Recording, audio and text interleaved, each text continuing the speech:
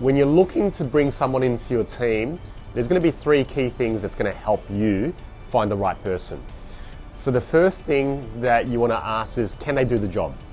Do they have the skills, the experience, the know-how to actually get the job done, or the potential to learn it very quickly? That's the first thing you need to ask. The second thing you need to ask is, will they do the job? Do they want to work in that job in the long term that you need them for? Or do they want to work in the company in the long term? So that's where assessing the motivation. Will they want to work for you, or are they just doing it as a time stop, or they're doing it just to get paid for the time being? So you got to really nut that out. And then finally, can you see yourself working with them, or can you see your team working with them?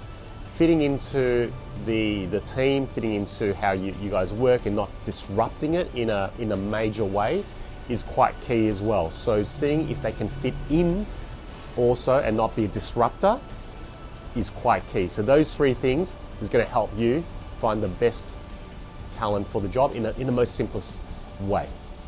Hi everyone, my name's Ty and thanks for watching. If you want more career advice, hit that subscribe button or leave a comment below, and yeah, I'm happy to create videos around those comments, and stay tuned for more videos.